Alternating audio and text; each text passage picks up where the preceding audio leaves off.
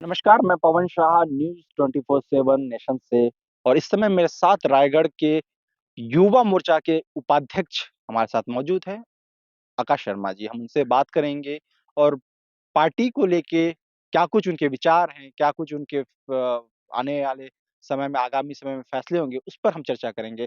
तो आइए हम उनसे मिलते हैं और मुखातिब रूबरू होते सीधा उनसे जानने की कोशिश करते हैं, क्या कुछ उनके विचार हैं। आकाश शर्मा जी, आपका बहुत-बहुत स्वागत है न्यूज़ 24/7 में। सर, आपका राजनीतिक करियर। तो पवन जी आपका बहुत-बहुत धन्यवाद, आपका आभार व्यक्त करता हूँ। मेरा मैं 2016 में अखिल भारतीय विद्यार्थी परिषद का नगर विद्यालय प्रमुख था। उसके बाद मैंने बाल युवा संगठन की समिति का गठन किया। उसके बाल युवा संगठन चलाते-चलाते वैसे तो मेरा राजनीति बैकग्राउंड नहीं है, राजनीति एक ठो शौक के हिसाब से मैं करता था। फिर धीरे से मैं भारतीय जनता पार्टी में अपनी सदस्यता लिया। आगे क्या पड़ा होगा? क्या कदम होंगे आपके राजनीति को लेके? पार्टी हमारी माँ है, पार्टी जो हमें आदेश निर्देश देगी, हम उसको सफलतापूर्वक निर्वहन करेंगे। काफ़ी संघर्षपूर्ण रहा है आपका राजनीतिक जीवन, काफ़ी बागी रहे हैं, बागी दिखे हैं। आपके जो सोशल मीडिया अकाउंट है, उसमें ये सब सारी चीज़ें उजागर हुई। कई आपके ऊपर एफआईआर भी हुए, ये जानकारी है। इसके बारे अगर सच कहना बागी है, तो हाँ, मैं बागी हूँ। और आरोप-प्रत्यारोप राजनीति में लगे रहते हैं और मेरे ऊपर कई सारे आरोप लगे हैं, राजनीतिक आरोप, भूपेश बघेल की सरकार द्वारा मेरे ऊपर कई सारे आरोप लगे हैं। मुझे रोकने का प्रयास किया गया है, लेकिन वो असफलता रहे हैं। और देखिए, सच कहने वाला हम कभी भी हारता नहीं है और मैं हमेशा संघर्ष को अपनी मार्गदर्शक समझ के हर पड़ाव को मैं संघर्ष के साथ निभाते आया हूँ। और रायगढ़ में संघर्ष का ही बोलबाला है, जो इंसान संघर्ष करता है वही दिखता है। आज हमारे ओपी चौधरी जी हैं, जो आज जिन्होंने 5 साल संघर्ष करने के बाद आज छत्तीसगढ़ के कैबिनेट मंत्री हैं। सर, बीजेपी पार्टी फिर से एक बार सरकार में आ गई है, सत्ता में आ गई है। ऐसे में राज्य के विकास में उनके अगले क्या कदम होंगे? क्या कुछ उनकी रणनीतियाँ होंगी इस जनसेवा में? देखिए, 5 साल कांग्रेस की सरकार थी। जिस प्रकार से भ्रष्टाचार और भूपेश बघेल की सरकार ने जिस तरह घोटाला किया था, निश्चित पूरी छत्तीसगढ़ की जनता ने उन्हें पलटवार किया है और फिर से भारतीय जनता पार्टी पर विश्वास जताया है कि विकास सिर्फ़ और सिर्फ़ भारतीय जनता पार्टी ही कर सकती है और अन्यथा कोई नहीं कर सकता।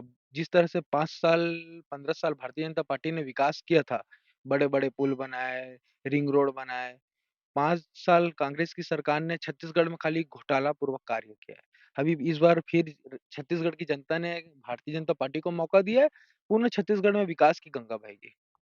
सर, राम मंदिर 22 तारीख को प्राण प्रतिष्ठा है, उस पे आप अपना विचार। और राम मेरे ही नहीं, राम सबके राम हैं और पूरे छत्तीसगढ़ में ही 22 तारीख को अयोध्या में छत्तीसगढ़ की जनता आपको दिखेगी, प्रभु श्री राम जी के दर्शन करने। पूरे छत्तीसगढ़ के जनमानस 22 तारीख को प्रभु श्री राम मंदिर के दर्शन करने अयोध्या में प्रस्थान करेंगे। कांग्रेस के राष्ट्रीय अध्यक्ष और सोनिया गांधी ने निमंत्रण को ठुकरा दिया। इस पर आपका क्या देखिए, कांग्रेस सरकार हमेशा हिंदू विरोधी सरकार रही है और कांग्रेस के नेता ने ऐसा करके बहुत अपमानितजनक कार्य किया है और आप समझ सकते हैं छत्तीसगढ़ की जनता भी जान रही है कि कांग्रेस सरकार एक हिंदू विरोधी सरकार है।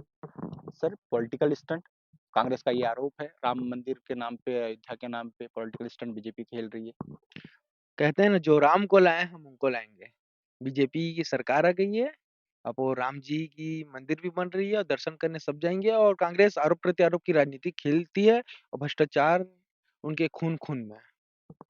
सर, लोकसभा चुनाव आगामी लोकसभा चुनाव है, उसको लेकर क्या कुछ तैयारियाँ हैं? क्या कुछ रणनीतियाँ तैयार हो रही हैं? छत्तीसगढ़ में 11 सीट हैं, 10 सीट तो प्लस हैं और 1 सीट भी अपन निकालेंगे। 11 की 11 सीट में हम विजय प्राप्त करेंगे, मोदी जी के फेस में।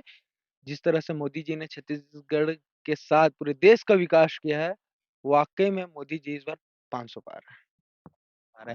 सर, झीरम घाटी सबसे बड़ा मामला रहा है अब तक का। कवासी लखमा पारी मंत्री रहे, सरकार में रहे, सरकार के दौरान उनकी जाँच टीम बैठी, जाँच के कॉपी भी सामने है, लेकिन आज तक वो मामला उजागर नहीं हो पाया। ऐसे में अब क्या भाजपा इस मुद्दे को लेकर हमलावर होगी कांग्रेस पे? बिल्कुल, भाजपा हमेशा सत्य की राजनीति करती है, सत्य के प्रति आवाज़ उठाती है। हमारे सत्र में अभी सत्र चल रहा था, अजय चंद्राकर जी ने कहा कि झीरम घाटी मामले में अभी जाँच होगी बिल्कुल जाँच होगी और दोषियों को कड़ी से कड़ी सज़ा भी मिलेगी। जो 5 साल में कांग्रेस की सरकार ने जाँच नहीं करा पाया, तो भारतीय जनता पार्टी अभी इस साल जाँच करवाएगी।